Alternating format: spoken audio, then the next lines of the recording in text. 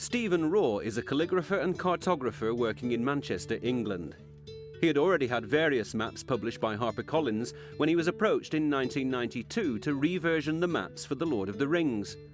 The problem facing the publishers was that the original maps, drawn by Tolkien's son Christopher, did not reduce well in the paperback edition.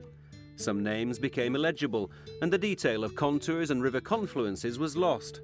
Raw's challenge was to revise the maps so that when they were reduced for the paperback edition, they could still be read. But it was important that they should still retain the style of the originals.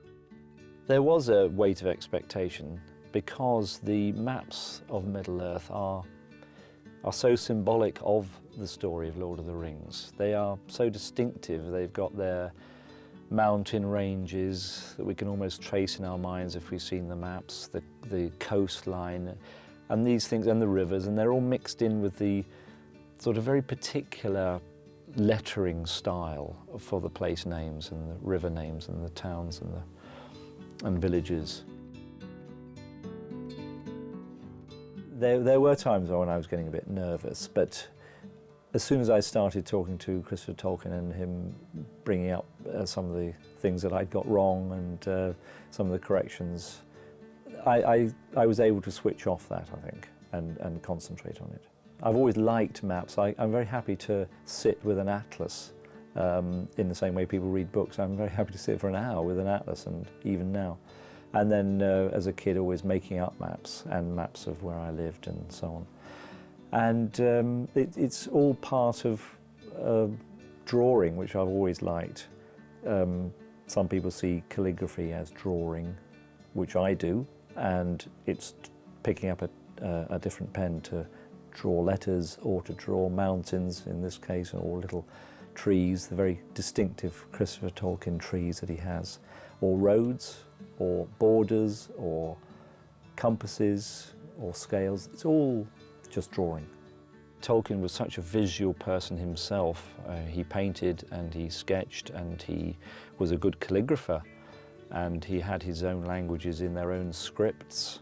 So he was very accomplished in that way. And that visual thinking would lead me to surmise that he was working on those maps, even in sketch form, very early on. The imagined place names described on the maps have, in turn, sort of entered the imagination of readers. That's how I see it. Even like in this case, in sort of invented places, they lock in ideas and give a special place to everything, and there's a certain sort of connection. As soon as you have a map, you connect one part of something to another. And if it's a real map, if you're trying to go from here to the supermarket, there's an obvious connection. But if you're trying to travel across Middle-earth, there are all these points of reference. And maps, at a glance, hold it all together in a way that thousands of words can't. Maps have got it all there, as I say, at a glance.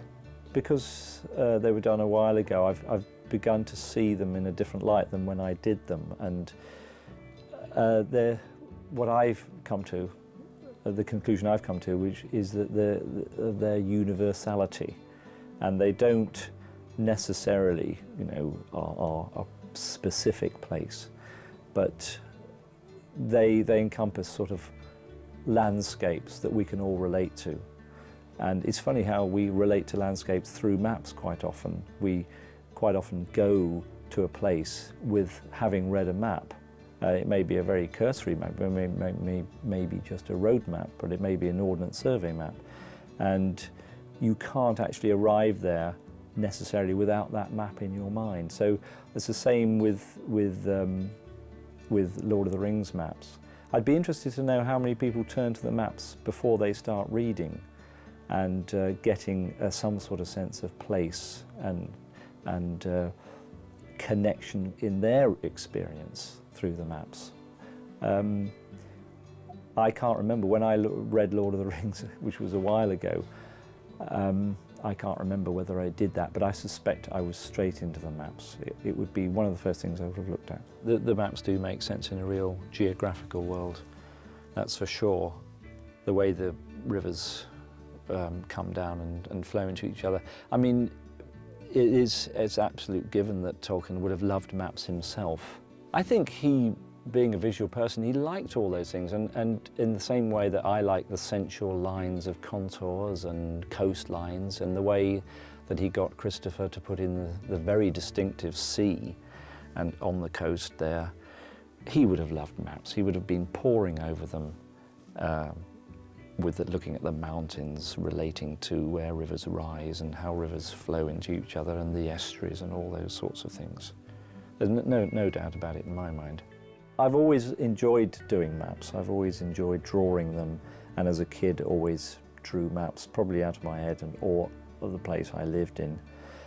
And that has gone right the way through. So maps have always been a joy to do, and I've always looked forward to doing them, and I still do them.